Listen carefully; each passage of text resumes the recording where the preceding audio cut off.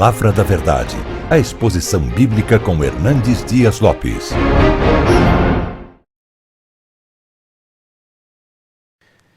Estou grato a Deus pelo privilégio de retornar à sua casa para partilhar com você e com sua família a Palavra de Deus.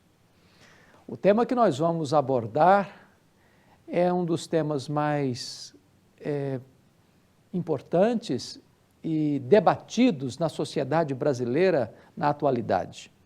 Recentemente, a Rede Globo de televisão lançou uma novela, Escrito nas Estrelas. E o propósito desta novela é reavivar a doutrina espírita da comunicação dos mortos com os vivos e dos vivos com os mortos.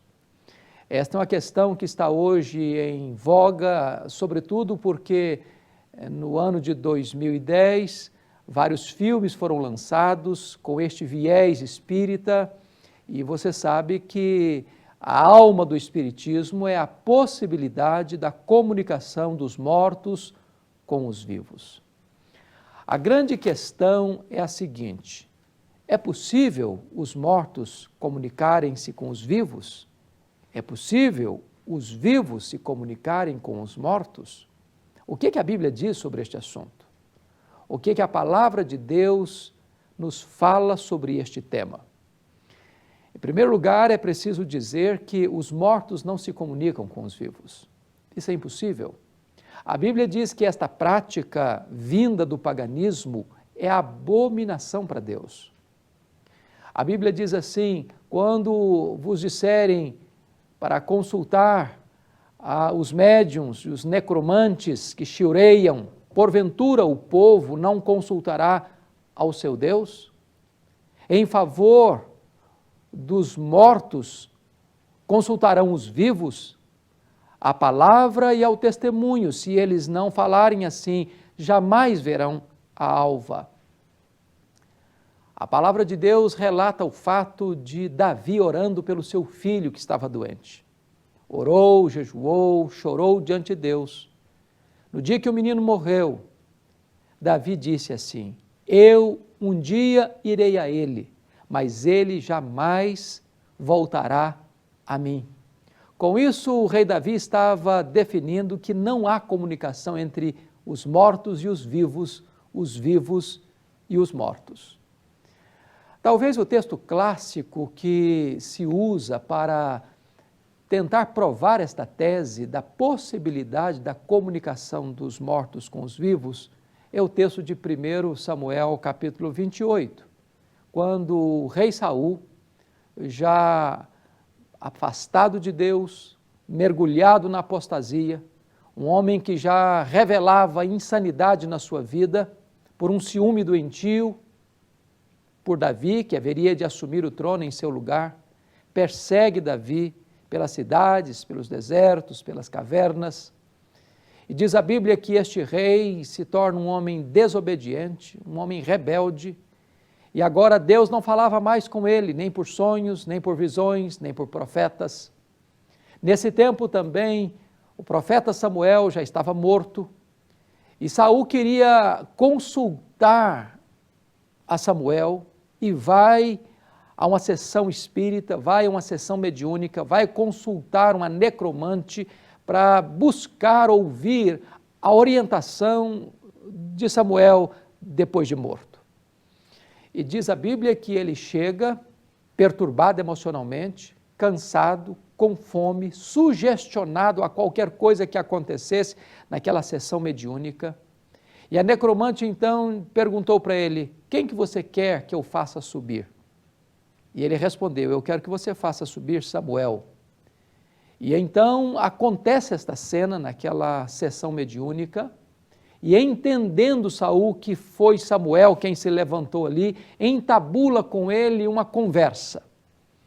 E a grande questão é: será que foi de fato Samuel que apareceu naquela sessão espírita? Eu gostaria de provar, à luz do texto de 1 Samuel, capítulo 28, que não foi Samuel quem apareceu naquela sessão espírita. Isso porque os mortos não se comunicam com os vivos. E eu quero lhe dizer as razões por quê. Primeiro, porque Deus não falava mais com Saul por meio de profetas. Samuel era um profeta. Se Samuel apareceu ali, então Deus falou com Saul através de profetas. E a Bíblia diz categoricamente que Deus não falava mais com ele. Certamente, então, não foi o Samuel, profeta de Deus, que apareceu ali. Foi um Samuel forjado pelo Espiritismo, foi um Samuel forjado por aquela sessão de necromancia.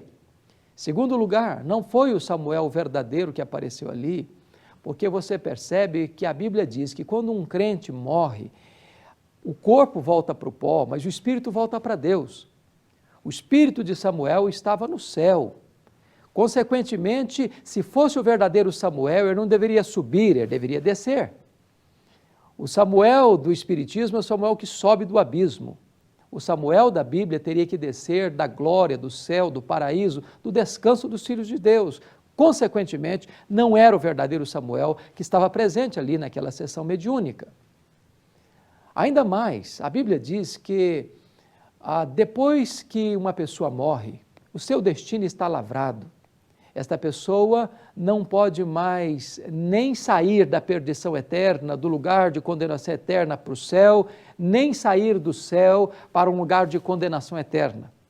Se Samuel, que foi um homem temente a Deus e fiel a Deus durante a sua vida, pecaria Samuel depois de morto? Transgrediria Samuel a lei de Deus, os preceitos de Deus, que considera abominação a consulta aos mortos, mesmo depois de já estar glorificado? Certamente seria uma inconsistência, seria uma incoerência, seria a palavra de Deus laborando contra a palavra de Deus. Consequentemente, aquele suposto Samuel não era verdadeiramente o Samuel profeta de Deus, era o Samuel do Espiritismo, era um Samuel forjado para enganar e para levar este rei louco e rebelde, apóstata e infiel, a um passo mais acelerado rumo ao abismo. O Samuel que aparece ali não é o Samuel profeta de Deus, por outra razão, porque a profecia que ele dá não se cumpre completamente. A profecia dele é vaga e a profecia dele não se cumpre plenamente, porque ele disse que no dia seguinte Saul e seus filhos estariam com ele, ou seja, estariam mortos. E a Bíblia informa que nem todos os filhos de Saul morreram no dia seguinte. A Bíblia diz que quando um profeta pronuncia uma profecia e ela não se cumpre plenamente, ele não é um profeta de Deus. Porque o profeta de Deus não traz uma profecia vaga, nem traz uma profecia pela metade. Se não se cumpre, é porque verdadeiramente essa profecia não procede de Deus. Samuel era um profeta de Deus, ele não era um falso profeta.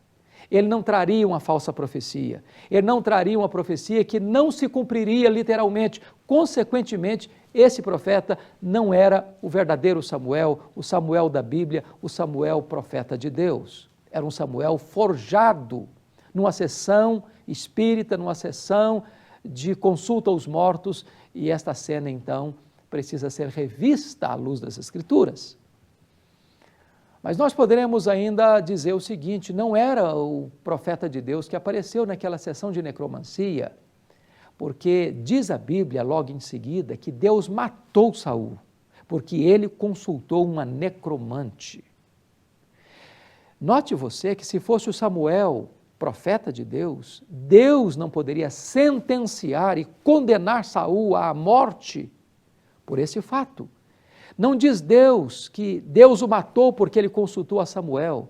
A Bíblia diz que Deus o matou porque ele consultou uma necromante. Agora eu quero dizer para você o seguinte: nós não negamos o fato, nós não negamos a experiência, nós não negamos o fenômeno sobrenatural. O que nós estamos afirmando é que dentro de uma sessão de necromancia pode acontecer, primeiro, um engano. Existem muitos enganos, muita mentira, porque a Bíblia diz que o diabo é o pai da mentira. Segundo, quando uma pessoa vê um parente ou ouve a voz de um parente que morreu, ele pode estar ouvindo mesmo. A pergunta é: de quem é essa voz? A Bíblia diz que o diabo se transfigura até em anjo de luz para enganar as pessoas. E nós precisamos estar atentos, porque o que importa, o que traz consolo é a voz de Deus. Talvez você que está me assistindo já passou por momentos difíceis da sua vida, talvez perdendo um ente querido, talvez querendo saber onde está este ente querido, como é que ele está, se está passando por angústia, se está passando por problemas, se está num lugar de descanso ou de bem-aventurança eterna, e você quer ouvir uma mensagem, quer ouvir uma voz, deixa eu lhe dizer, não há contato dos vivos com os mortos. Os mortos não falam aos vivos. Você precisa consultar a Deus. Você precisa ouvir a palavra de Deus, porque é de Deus que vem o consolo, é da palavra de Deus que vem a resposta para as angústias e aflições do seu coração. A palavra de Deus nos relata um fato que Jesus contou entre o rico e o Lázaro. O rico que se banqueteava com suas vestes engalanadas de linho finíssimo e púrpura, e banqueteava com seus amigos. À sua porta estava um homem pobre, um homem enxagado, um homem faminto, que desejava comer das migalhas que caíam da mesa do rico. Mas nem isso ele recebia. A única companhia que ele tinha era dos cães que vinham lamber-lhe as feridas. Diz a Bíblia que este homem rico morreu e foi sepultado. Diz a Bíblia que este Lázaro morreu, e não diz que foi sepultado. Talvez os cães foram à sua sepultura. Mas a Bíblia diz que este homem chamado Lázaro, cujo nome significa aquele que confia em Deus, ao morrer, os anjos de Deus o escoltaram para o paraíso, para o seio de Abraão, para o céu, para a bem-aventurança eterna. Este rico que fora sepultado estava no inferno, seu corpo na terra, mas a sua alma foi para o inferno, em lugar de tormentos, de chamas que não se apagavam. E lá neste lugar de tormento, ele viu Abraão no seu seio e disse: Pai Abraão, envia Lázaro, que molhe o seu dedo em água e venha colocar sobre a minha língua, porque estou atormentado nessas chamas. E Abraão disse para ele: está posto um grande abismo entre nós e vós, de tal maneira que nem os que estão aqui podem passar para lá, nem os de lá passar para cá. Foi nesse momento então que este rico, que agora estava em tormentos no inferno, disse: Pai Abraão, manda a Lázaro que vá à casa dos meus pais, porque eu ainda tenho 5 irmãos, para que eles mudem a sua vida, para que não venham para este lugar de tormento. A resposta foi: eles têm Moisés e os profetas. Em outras palavras, a palavra de Deus está dizendo o seguinte, que a maneira de você ouvir a voz de Deus não é por meio dos mortos, é por meio da palavra de Deus, é por meio da Bíblia, é por meio das Escrituras. Mas este homem no tormento ainda redarguiu e disse: não, pai Abraão, se alguém dentre os mortos for ter com eles, eles se arrependerão. E a palavra de Deus responde o seguinte: ainda que alguém se levante dentre os mortos e ressuscite, se não ouvirem a palavra de Deus, não se converterão, mesmo diante de um fenômeno extraordinário. O Senhor está dizendo o seguinte, que a comunicação não seria de um morto com um vivo. Para que um morto comunique com um vivo, ele primeiro precisaria ressuscitar. Portanto, esta prática de consulta aos mortos, esta prática de necromancia, está em oposição à palavra de Deus. Nós precisamos dizer isso à nação brasileira. Quando o maior e mais poderoso meio de comunicação de massa da nação brasileira, a Rede Globo de televisão, incentiva esta prática da consulta aos mortos, veiculando novelas que ensinam o povo esta prática, nós precisamos dizer que, à luz da palavra de Deus, esta prática é um equívoco. A Bíblia diz que isto é abominação para Deus. E se você quer agradar a Deus, se você quer ouvir a verdadeira voz de Deus, se você quer fazer aquilo que está no coração de Deus, então volte-se para a Bíblia. A Bíblia é a voz de Deus, a Bíblia é a palavra de Deus, e é por meio da palavra de Deus que nós poderemos saber a respeito do nosso destino aqui e a respeito do destino depois da morte. A Bíblia diz que ao homem está ordenado morrer uma só vez, vindo depois disso o juízo. Não podemos fazer nada por uma pessoa que já morreu, e uma pessoa que já morreu não pode fazer nada mais por nós. É preciso buscar a Jesus, porque Ele é o caminho, Ele é a verdade, Ele é a vida. Ele é o único que pode reconciliar você com Deus, o único que pode dar a você a vida eterna, o único que pode trazer paz para o seu coração. Eu quero orar em seu favor. Você que está me assistindo agora, ore comigo. Coloque a sua vida nas mãos de Deus. Deus é poderoso para falar ao seu coração através da Bíblia e por meio do seu Filho, Jesus Cristo. Onde você está? Ore comigo neste momento. Deus querido, te damos graças pela tua palavra, porque ela é a verdade e porque ela nos conduz no caminho da verdade. E aqueles que nos assistem nesta hora, que o teu Espírito traga a eles esclarecimento, traga a luz do conhecimento, para que eles possam buscar a tua face e encontrar em Jesus a resposta para as suas indagações e as suas angústias, e encontrar em Jesus o Salvador, o Senhor, aquele que dá razão e sentido para a nossa vida agora e por toda a eternidade. É a nossa oração que te fazemos em nome de Jesus. Amém.